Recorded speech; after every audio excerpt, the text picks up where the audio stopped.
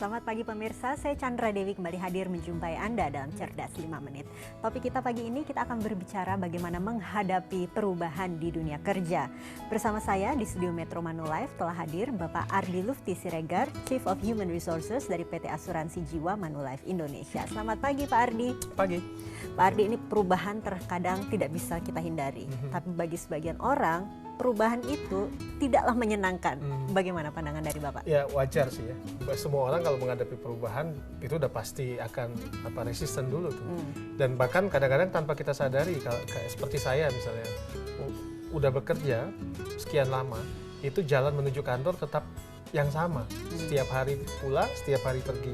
Kadang-kadang kalau udah berubah lewat jalan sini, kadang-kadang kita punya resisten sendiri. Seperti itulah sederhananya perubahan. Jadi nggak banyak orang yang mengambil pikiran positif terhadap perubahan. Itu masih perubahan di kehidupan sehari-hari yang sederhana ya Pak ya. Bagaimana dengan perubahan yang langsung mengena ke pekerjaan? Ada perubahan di lingkungan kerja kita.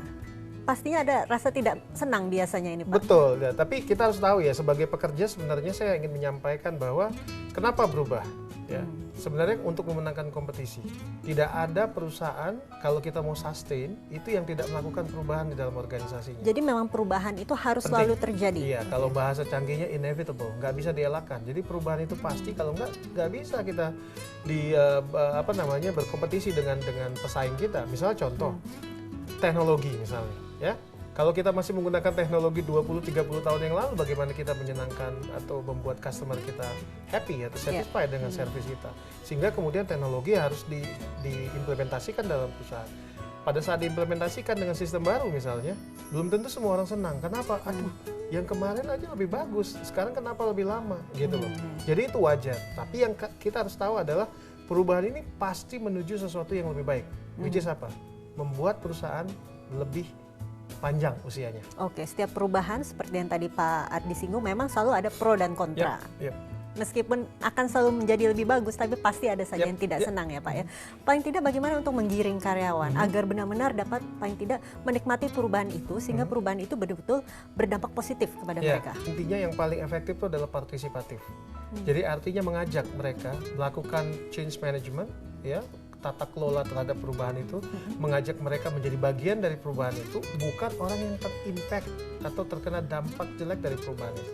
Caranya bagaimana? Memberitahu sukses itu seperti apa di awal, ya, kemudian menselebrasi, kemudian happy dengan karyawan bahwa, hey, perubahan ini akan membawa Anda jauh lebih baik sebagai individu dan membawa Anda jauh lebih baik sebagai karyawan. Dengan ini kita bisa lebih efisien, dengan ini kita bisa lebih efektif dalam melakukan perubahan, dalam melakukan perubahan untuk bisa berkompetisi. Jadi kalau saya ditanya partisipatif, ajak mereka untuk terlibat aktif, bukan hanya sebagai pendengar, tapi juga sebagai pelaku dan eksekutor dari perubahan itu. Sehingga itu jauh lebih baik karena kita dealing dengan manusia loh. Kita dealing dengan pekerja yang punya frame of reference yang berbeda, kerangka berpikir mereka berbeda. Bagi mereka seperti tadi saya sudah bilang, jalan dari tempat A ke tempat B tiap tahun mereka lakukan dan baik-baik aja. Kenapa harus berubah dari jalan ke tempat A ke tempat B dengan jalan yang berbeda? Nah, mereka harus disadarkan kalau Anda merubah jalan Anda mungkin lebih efektif, lebih efisien. Oke, tapi tetap saja untuk melakukan perubahan ini pastinya sulit bagi sebagian besar orang. Bagaimana Pak Ardi sendiri melihat sebagian masyarakat, sebagian pegawai barangkali yang pada akhirnya memutuskan untuk keluar dari perusahaan karena tidak sesuai dengan, tidak mengena dengan perubahan yang dilakukan oleh perusahaan? Kalau